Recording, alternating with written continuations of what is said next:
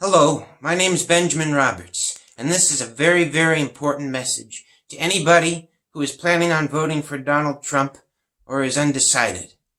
This is a warning to you, a very heartfelt warning, and I hope and pray that if you care, which I'm sure that you do, about the futures of not only yourselves but your children and the futures of everyone, that you will please give me a chance and listen to this. I hope this will reach as many people as possible. I hope it will do as much good as it possibly can. But I also record this so that my own conscience is clear.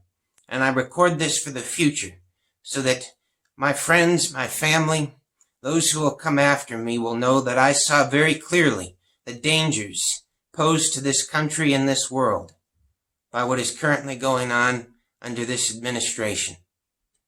It's very, very important to me that I be able to share how I feel about this and share incredibly important things with you that are not discussed on the evening news, that are not discussed on echo chambers on social media, but what are the most important things that there could possibly be to our lives, to our country, and to the world. I want to say right off the bat that to everybody who is supporting Donald Trump, to everybody who's planning on voting for him, that I care about you, that I am very deeply saddened and hurt by the horrid division that's consumed this country these past 4 years, that has made it very, very hard to have any kind of productive conversation about the most important issues that matter. It has instead led to just hollering and shrieking about things that we should instead be able to discuss calmly, reasonably, and productively. I'd like to just ask you a few questions to start with. I'd like you to think to yourself, when you were a child, what was your idea of what a president should be? What was the image you had of a president? What did you expect from a president? Do you feel that what has been exhibited these past 4 years bears relation to that image that you had? If you're like me, and most of us, the image that you'd have is of someone who would lead by example, someone who had a very clear direction for the country and for the world, somebody who was wise and kind and caring, someone who brought out the best in each of us. And most of all, a real president, a real leader, is someone who empowers you to be your best self. Somebody who believes in you. Someone who brings out the very best in you. Someone who helps you understand that in America, the most important position is citizen, not president.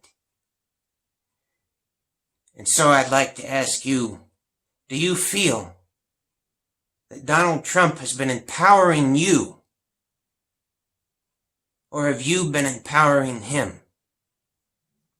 Now I would like you to think about how sacred a duty it is to vote, and how sacred democracy is, and what you hold in your hands. You hold in your hands what generations upon generations have sacrificed and toiled and worked for. Indeed, you hold in your hands nothing less than the very ideals and values that have created and made civilization itself. There is no more an important thing that you could devote thought, care, concern to, and to make an educated and informed decision upon. And so that's why I must inform you of things that you likely will not be aware of, that likely Donald Trump would not shout to you at his rallies, but they're true. And they're very, very more real than anything he would tell you. They have much more real impacts than anything that he would tell you. You have not been adequately informed as to not only the affairs of this country, but the affairs of the world and the effect they'll have on you in the future. The greatest country in the history of the world. That's how I would think you would view America. Well, what's made America the greatest country in the history of the world? It's not one man, certainly. It's been values. It's been values that people have put into practice and failed to put into practice, but we have always held on to them. And at the height of those values is love and freedom. So I hope that you would choose based upon values, not based upon one man. I hope you will be loyal to right and wrong, not to one man. And I hope you will choose what is best for yourselves, your children, and the future of this country, not for one man.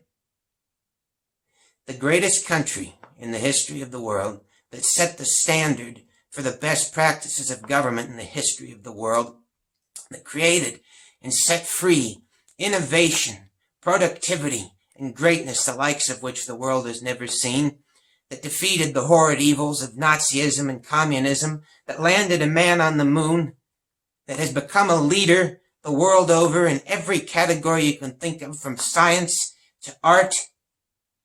That country does not deserve what I'm about to tell you. It does not deserve Donald Trump.